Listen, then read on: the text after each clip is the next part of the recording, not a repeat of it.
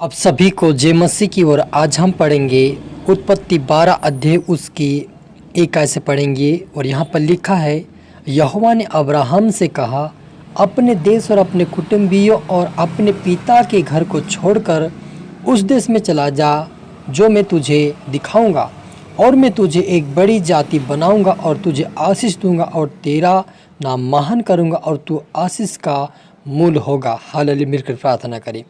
धन्यवाद स्वर्गीय पिता परमेश्वर, प्यार प्रभु जी, आज की वचन आज के कलाम से मेरे पिता आप हर एक से बातें करें प्रभु जी। आज का वचन हर एक के जीवन में सोकना फैलाए मेरे पिता।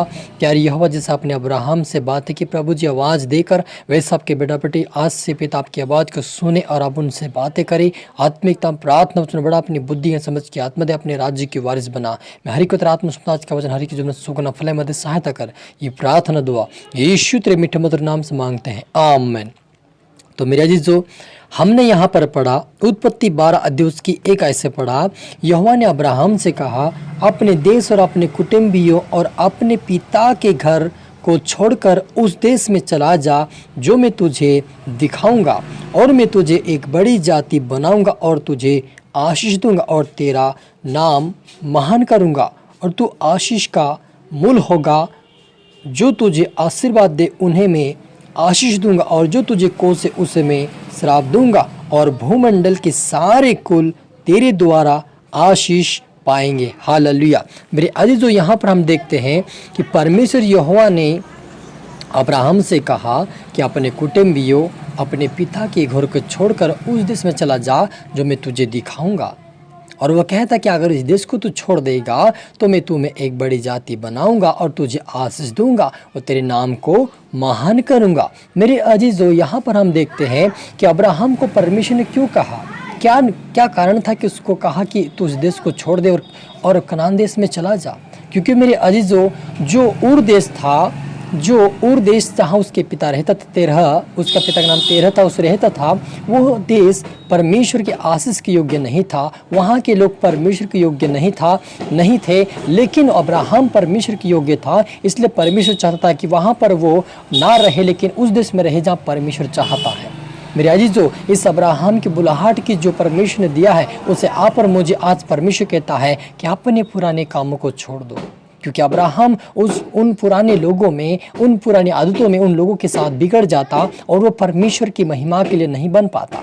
इसलिए परमेश्वर ने उस देश से बाहर निकलकर कनान देश में ले गया, क्योंकि वो आशीष के कारण बन सके। वैसे आज यदि आपके परिवार में, आपके गांव में, आपके शहर में यदि आप परमेश्वर के योग्य है और आपको परमेश्वर कहता कि उस घर का और उस अपने पिता के घर को, अपने देश को छोड़कर चला जा, तो आपको उससे छोड़ देना चाहिए।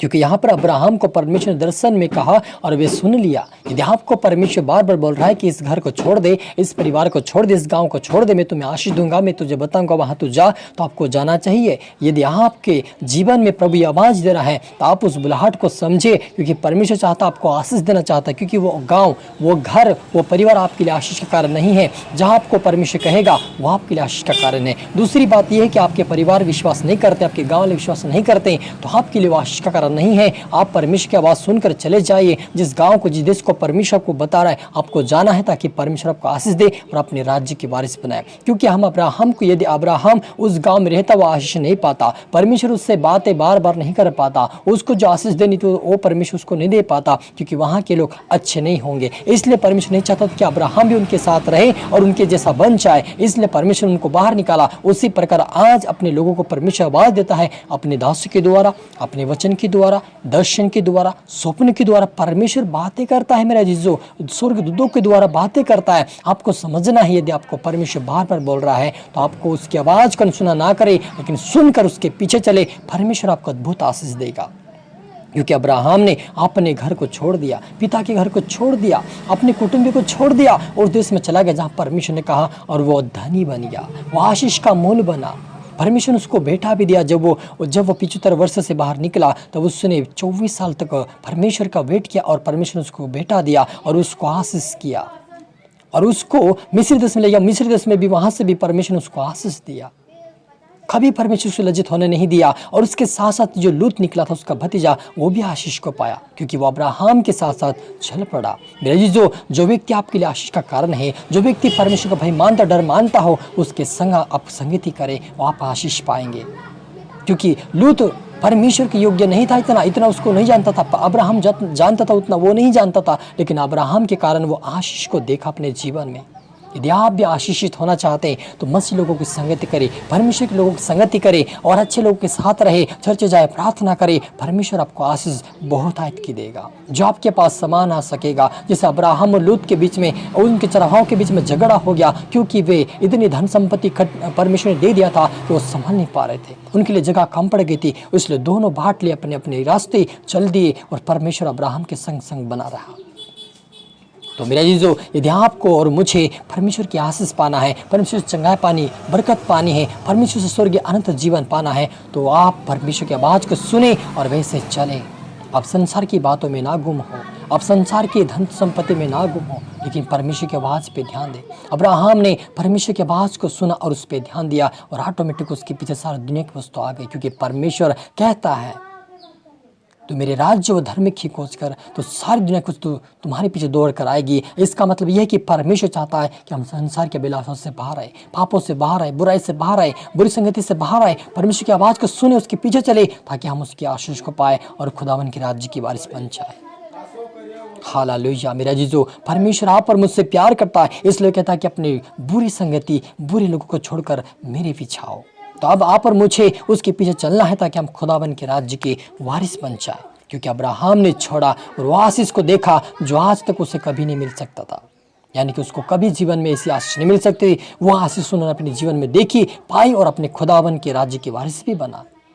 और आज भी अब्राहम का नाम चलता है। उसका अब्राहम नाम था, परमेश्वर ने को अब्राहम नाम दिया और उसको आशीष दिया। और परमेश्वर ने कहा कि यहोवा ये उपाय करने वाला परमेश्वर, तो मेरा परमेश्वर तो मेरी चट्टान है, मैं तेरे नाम को ऊंचा उठाऊंगा, मैं तुझे धन्य कहा करूंगा, क्योंकि तू मेरा परमेश्वर है, क्योंकि वो हमारा परमेश्वर है।